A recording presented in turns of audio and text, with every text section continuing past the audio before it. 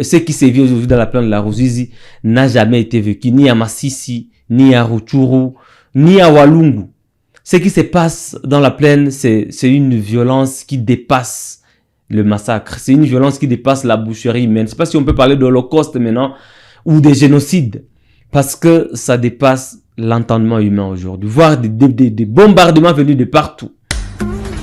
Décryptage sur Kivu Morning Post. Toujours la vérité. La situation reste tendue, très tendue dans la plaine de la Ruzizi. L'an 23 progresse, le FARDC s'affronte au Wazalendo dans une partie de la plaine de la Ruzizi. Nous allons parler, mesdames et messieurs, dans cette émission, le décryptage sur Kivu Morning Post. On va ramasser ces aspects, les bombardements depuis le Burundi jusqu'à Ngomo sur le sol congolais. On va en parler des communications au courant de cette semaine. L'an 23 qui continue de dénoncer ces bombardements, l'attaque des civils.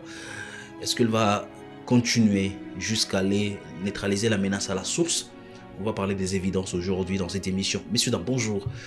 Et surtout bienvenue. Bienvenue à Jospin avec sa fraîcheur sur ses plateaux. Jospin, bonjour et bienvenue. Bonjour Blaise, merci beaucoup de ce moment de partage. Je salue tous ceux qui nous suivent de partout à travers le monde. Ça ne marche pas toujours dans la plaine de la Ruzizi. D'abord, 7e jour de combat depuis le lundi, ça crépite dans cette zone. La population des Kamanyola qui s'est dirigée à cause des bombardements de l'armée burundaise, qui s'est dirigée au Rwanda, ça ne finit pas. À Luvungi, la population a fui vers Sangé. On parle des tensions terribles dans cette partie de la RDC. Cette crise est en train de prendre une allure inquiétante depuis maintenant une semaine. Depuis que l'F-123 a appuyé sur l'accélérateur dans la plaine de la Ruzizi, des bombardements venus du Burundi selon l'F-123 ont fait plusieurs victimes, d'abord dans la cité de Kamanyola, en Ngomo, jusqu'à Luvungi. Et ce matin, nous venons de voir des images, en tout cas... Des images terribles qu'on peut pas montrer sur... froid au dos. On voit plus de 50 civils dont les corps gisent sur le sol, à Sangé, après les affrontements qui ont opposé, selon l'armée, une seule unité de l'armée. Et donc c'était des combats internes. Il y a des militaires qui étaient sur le front avancé, qui voulaient se replier, arriver à Sangé. Ils se sont disputés avec une autre unité des FARDC et les combats ont éclaté avec une autre faction de Wazalendo également. Et les sources officielles nous parlent de 36 morts, dont 6 militaires burundais et des civils, notamment 5 d'une même famille. Mais les vidéos montrent plus de 50 corps qui gisent sur le sol à Sangé. Et ça fait mal au cœur, ça fait froid au dos de voir autant de civils être victimes des accrochages entre une unité des forces armées de la RDC. L'enjeu majeur, c'est Uvira. L'enjeu, c'est Uvira. Uvira, aujourd'hui, c'est un verrou stratégique pour les FARDC. Dans l'est du pays, dans cette région, il n'y a pas une zone contrôlée par les FARDC où on a enregistré de tels affrontements depuis le début de ce conflit. Ce qui se passe sur l'axe Kamanyola, Katogo, Taluvung jusqu'à Sangé aujourd'hui, ce sont des violences d'une extrémité sans précédent. Les images que nous avons vues de Sangé, on peut parler même d'une boucherie humaine. C'est plus qu'un massacre, c'est plus qu'un crime, Blaise. Ça commence à faire mal. Et surtout, à voir ce qui s'est passé la semaine passée, le week-end à Washington, voir l'alliance avec laquelle le président Tshisekedi a été accueilli à Kinshasa, voir encore l'accueil qu'on lui réserve aujourd'hui au Palais de la Nation, au Palais du Peuple. On parle de la fin. De la guerre. Félix a réussi à mettre fin à cette guerre. Vous vivez la situation quand même à l'Est. Quelle réponse? Je pense que je ne dirais pas que le président n'est pas au courant de ce qui se passe. S'il n'a pas de sources sécuritaires ou des renseignements en temps réel, aujourd'hui, il y a une vitesse de croisière avec les réseaux sociaux. C'est à la seconde qu'on voit tout ce qui se passe sur le terrain. C'est comme ce matin déjà, il y a un meeting qui est organisé à Luvungi. Nous avons vu d'ailleurs le chef de la cité de Kamanyola devant une trentaine de personnes. Bien sûr que Luvungi s'est vidé de des habitants, mais quand même, c'est courageux qui sont restés, se sont rassemblés autour de cet officiel de l'F-123 et d'autres militaires. C'est-à-dire que l'F-123 est en train d'avancer. Et je me pose la même question, Blaise, qu'on s'est toujours posée sur ce plateau de Kivu Morning Post. quand il y a des bombardements à Kibati, dans le Walikale, à Kacheber, il y en a eu encore hier, à Bukombo, et à Massissi, sur la colline de Mongole. La question qu'on se pose, mais à quoi servent ces bombardements? Si ce n'est pas uniquement tuer des civils innocents. Mais Ngoma a été bombardé, sérieusement. Ngoma a été bombardé, mais sérieusement d'ailleurs. N'a pas été contrôlé par les forces coalisées du gouvernement. Là, je parle de FARDC, Ouazalendo et armée burundaise. Kamanyola a été bombardé. On a vu des écoles détruites, des enfants qui ont été massacrés, même dans des écoles par ces bombardements. Mais la question qu'on se pose, pourquoi après ces bombardements, l'F-123 trouve toujours une voie d'avancée dans la plaine de la Rosie? C'est quoi la magie? On ne comprend pas. Pourquoi après autant de bombardements, on ne répète même pas un village dans la plaine jusqu'à ce matin? Soko était à l'œuvre. Mais on parle même d'autres avions de chasse du Burundi. Parce qu'on va en parler. Kamanyola, c'est un site stratégique qui risque même de créer un incendie dans la sous-région. On va en parler, mais d'abord la question qu'on se pose, qui mérite des réponses de Kinshasa, pourquoi autant de munitions bousillées, pourquoi autant de vies humaines perdues, mais il n'y a pas ou un village récupéré où on voit quand même des phares d'essayer de rassurer les habitants. On vient de voir, d'ailleurs vous voyez aussi avec nous en image, comment un officiel de l'F-123 rassemble les populations à Luvungi, parce que ceux qui sont peut-être à des milliers de kilomètres nous traitent parfois de propagandistes, alors que nous ne disons que la vérité. Nous disons que c'est que nous récoltons. Vous étiez à Kamanyola, Blaise. C'est pas, je ne dis pas des histoires fictives. Vous étiez à Kamanyola, vous avez vu comment ces chefs de cité étaient en train de rassurer la population sous des crépitements de balles, sous des artilleries, sous des bombardements. Il était là en train d'assurer la population et actuellement, il a avancé jusqu'à Luvungi, dans la plaine. C'est-à-dire que l'F-123 a réussi à mettre un dispositif sécuritaire sur cette route-là pour rassurer quand même la population. Mais qu'est-ce qui ne va pas? Des déplacements. Au Rwanda, on a compté plus de 10 000 ménages venus du sol congolais, de Kamanyola jusqu'au Rwanda, accueillis par les autorités rwandaises. D'autres au Burundi, d'autres à Uvira, il y a un afflux de déplacés. Vous avez suivi la vidéo hier sur Kivu Morning Post, où on a parlé avec les déplacés des Sangue jusqu'à Kavimbira, à Uvira.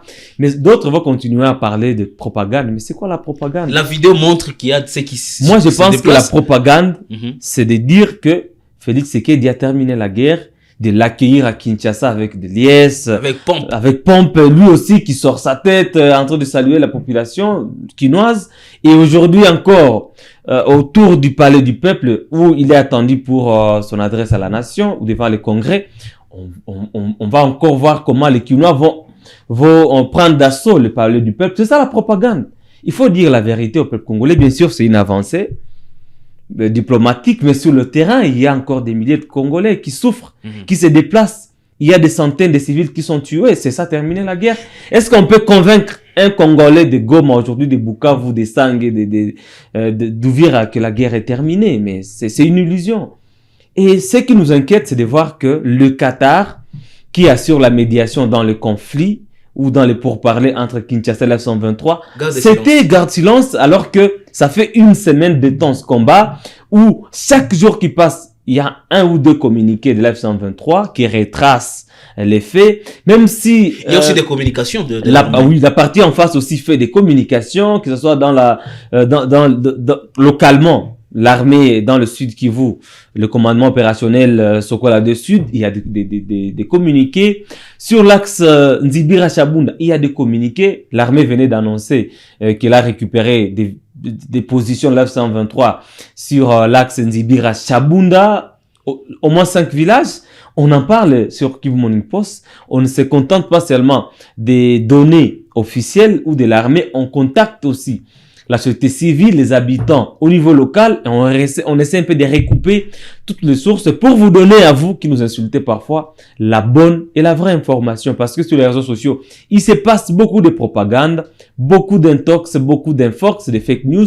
Non, moi, nous sommes là pour dépêcher des équipes sur le terrain, prendre le risque d'aller jusqu'à Kamanyola, dépêcher d'autres équipes jusqu'à Sangue pour vous donner la vraie information. Et vous pensez que la bonne information, c'est de dire que la guerre est terminé et fini. Mais ça, je ne sais pas comment qualifier cela. J'ai senti... C'est une bassesse sans précédent. J'ai senti l'odeur, parce que je ne vais pas sentir la douleur quand je n'étais pas déplacé.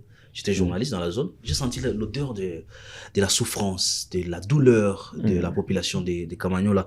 D'ailleurs, sur la frontière, Bugarama, une fille me disait, moi, je ne peux plus rentrer à Kamanyola parce que l'armée burundaise était en train de bombarder à la Véglette. Cette implication du Burundi dans cette guerre, c'est quoi les risques? Les risques, c'est un embrasement du conflit dans la sous-région. D'abord, Kamanyola, c'est une cité stratégique qui, à la fois, ouvre la voie au Rwanda et au Burundi. Exact. Quand vous êtes à Kamanyola, vous avez une vue au Burundi et vous avez la frontière de Bugarama avec le Rwanda. Pour preuve, bon nombre de déplacés venus de Kamanyola, fuyant ces bombardements-là, ont trouvé refuge au Rwanda. Donc, on risque encore de compter d'autres réfugiés congolo-rwandais, plusieurs par des milliers. Et après, quand il y aura des processus tripartites, ACR, RDC, Rwanda, on va parler des réfugiés fictifs. C'est pourquoi moi, je pense que les gens doivent au moins avoir foi en un média comme Kivu Morning Post, qui prend les risques d'aller à la rencontre des faits, même en contexte des guerres, que de se contenter des racontars des réseaux sociaux. Aujourd'hui, quel est le risque à Kamanyola? Déjà que le Burundi ne cache plus sa position. Des bombes quittent Burundi jusqu'à Ngomo, jusqu'à Kamanyola, tuent des civils. C'est quoi les risques? Avant l'F-123 affrontait deux armées. L'armée congolaise et l'armée burundaise dans la sous-région, jusque dans les plaines de la Ruzizi, où il y a des alliés de l'F-123, les Twirwaneho. Mais aujourd'hui, bon, c'était dans l'informel, parce que le Burundi, c'est un partenaire militaire stratégique de Kinshasa. Depuis Massissi, depuis Kichanga, on a vu des militaires burundais. C'était une armée de fête déjà. Goma aussi, en même moment que les FARDC, parce qu'ils étaient à Mubambiro, c'est à la porte de Goma, en venant de Sake. Mais actuellement, depuis une semaine maintenant, l'armée burundaise a pris une position offensive ouvertement, en utilisant son arsenal de combat et ses avions de chasse, ou en lançant des bombardements depuis le sol burundais. Est-ce que vous savez que à Kamanyola, vous allez continuer? Est-ce que vous savez qu'à Kamanyola, il n'y a pas de débat? On sait voir qu'est-ce qui sort du Rwanda, qu'est-ce qui sort du Burundi. Les images sont là, heureusement, on n'est pas en train de faire des racontars. Maintenant, le risque est lequel, Blaise? Il y a des obus qui peuvent venir du Burundi et toucher le sol congolais. Parce que ça ne sera pas évident que tout sera contrôlé dans des bombardements, dans des ripostes, en utilisant les artilleries. Il peut y avoir des obus qui viennent ou qui sont identifiés et qui tombent sur le sol rwandais, même si le Rwanda a pris ses dispositions. Mais ça peut arriver. Et à une attaque burundaise qui franchit le sol congolais, Kigali peut répondre coup sur coup. Et si Kigali répondait à... Ça n'a pas été le cas. Ça n'a pas été le cas, bien sûr. Mais s'il arrivait que Kigali s'est retrouvé dans une position défensive où il est obligé de répondre à ce qu'il qualifierait de provocations venant du Burundi, ça va être deux armées qui s'affrontent. Peut-être sur le sol congolais. Parce que c'est Kamanyola qui constitue les champs de bataille, Ngomo, jusqu'à la plaine de la Ruzizi. Ça peut arriver que deux forces étrangères s'affrontent sur le sol congolais. Et déjà que les FARDC sont aussi dans la danse, dans la plaine de la Ruzizi, un peu sur l'axe Kamanyola-Katogota, on va faire face à trois armées qui s'affrontent. Et déjà, c'est la région des Grands Lacs. L'armée burundaise qui est officiellement sur le sol congolais en train de combattre contre la F-123. L'armée rwandaise qui a placé beaucoup de militaires de la RDF le long de la frontière avec la RDC à Bugarama, aussi peut se retrouver dans une position défensive ou offensive à un moment donné. Ça va dépendre de l'ampleur de la provocation et du conflit, et essayer un peu d'imaginer ce que ça peut donner comme image à cette crise. Deux armées républicaines qui s'affrontent, c'est ce que craignent toutes les diplomaties africaines en ce moment. C'est pourquoi il y a des mécanismes qui sont mis en place dans la sous-région pour éviter qu'il y ait une confrontation entre deux États à travers leurs armées. Mais ça risque d'arriver à travers Kamanyola. Parce que le degré de bombardement que vous voyez en image, c'est vraiment atroce. Atroce. C'est une situation qu'on n'avait jamais vécue avant. On sait que dans le Mastis, il y a eu aussi des affrontements et des bombardements sur la colline qui se plombe Sake, à Karenga, mais pas d'une telle intensité. Parce que au moins, dans le Mastis, les populations s'étaient déjà déplacées vers Goma, dans des camps autour de Goma. Et les champs étaient presque vides. Il n'y avait pas des civils. Il y avait que des forces militaires qui s'affrontaient. Mais à Kamagnon, la population civile a été surprise par des bombardements. Est-ce que vous savez que l'M23 avait récupéré la route depuis février? Oui, bien sûr, il n'y avait plus de combat. Il y avait plus de combat. La route d'Ngomo, qui rallie Kamanyola de Bukavu, a été aussi coupée par des bombardements. Difficile pour les populations de Kamanyola d'apprendre cette route-là. D'où la voie rwandaise était restée c'est l'option. La seule option pour les populations congolaises. Si vous prenez aussi Luvungi, tous ces villages jusqu'à Sangé, il n'y a pas d'autre voie aussi.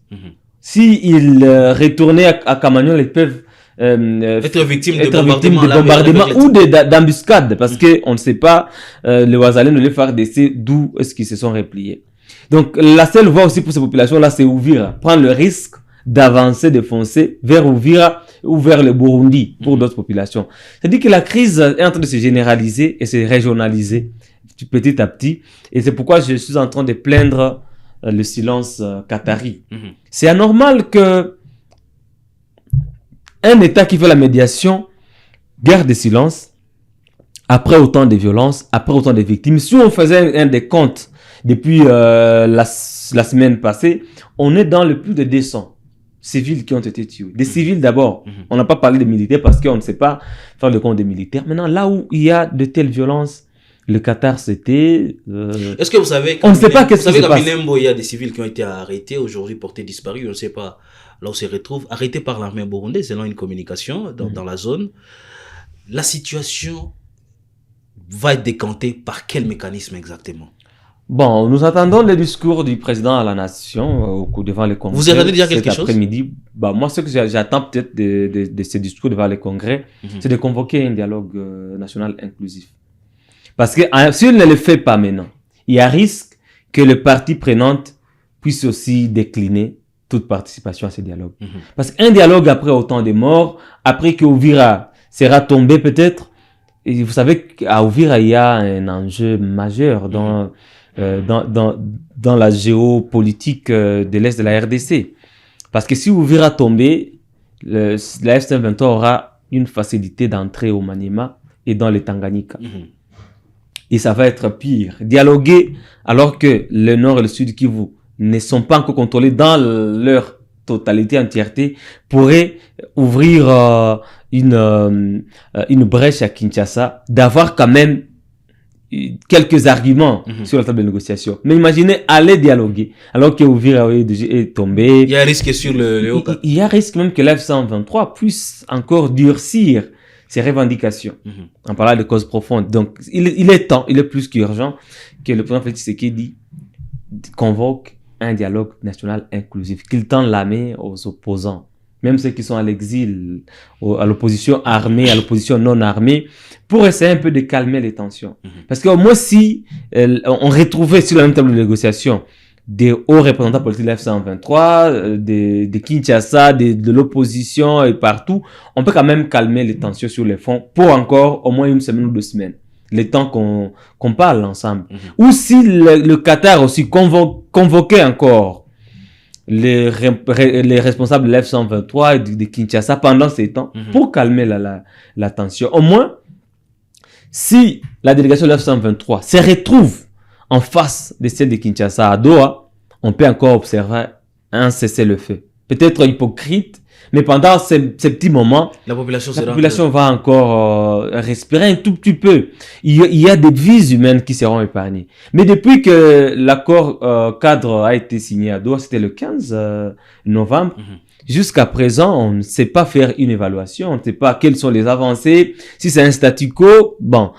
Si on serait en train d'attendre l'accord de Washington, il a été aussi entériné, mais qu'est-ce qu'on attend maintenant pour désescalader cette crise dans la plaine de la Ruzizi, qui fait déjà beaucoup de victimes comme ça? Bon, qu'est-ce qu'on attend, par exemple, dans la sous-région ou à l'Union africaine pour traiter la question du Burundi? cette intervention burundaise. Parce que pour moi, c'est l'intervention burundaise qui accélère l'intervention de l'F-123 dans la plaine de la Ruzizi. C'est cette implication burundaise qui attise le feu. Cette barbarie burundaise, des bombardements à tout moment. Moi, je ne sais pas pourquoi le Burundi peut larguer des bombes sur des civils congolais. Ça ne se comprend pas. Le Burundi, il est partenaire de Kinshasa, de la République démocratique du Congo. Mais quand le Burundi largue des bombes sur la population congolaise et que Kinshasa c'était, on ne sait pas, est-ce que c'est une complicité? Ceux qui sont en train de mourir, ce ne sont pas des Rwandais. Ce sont des Congolais à Kamanyola, ce sont des Congolais à Katogota, à Sang, ceux qui sont décédés dans des affrontements entre les FARDC. Ah bien, tenue militaire.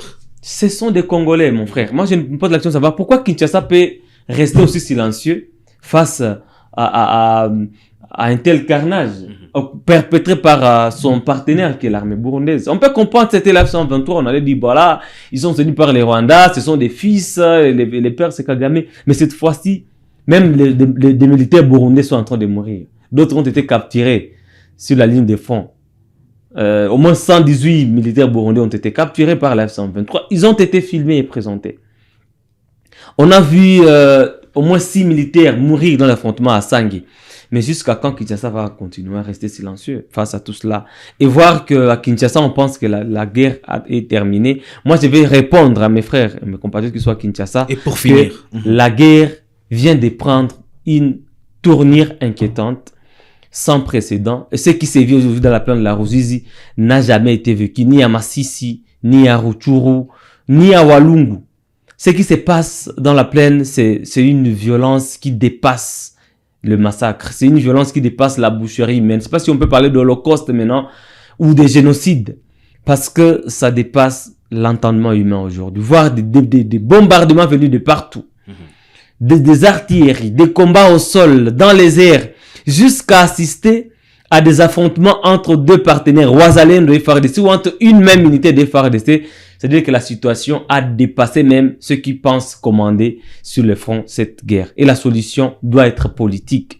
Parce que la solution militaire ne va mener le Congolais nulle part. La solution militaire a refusé, a échoué. Et aujourd'hui, cette solution militaire est en train de nous mener, ou cette option militaire est en train de nous mener vers une guerre régionale qui va impliquer les Burundi directement, les Rwandais et la RDC. Et c'est évitable encore. Je pense que le président Tshisekedi doit tout faire pour éviter cela. Convoquer d'urgence ce dialogue-là national inclusif. Et le Qatar doit aussi agir comme médiateur.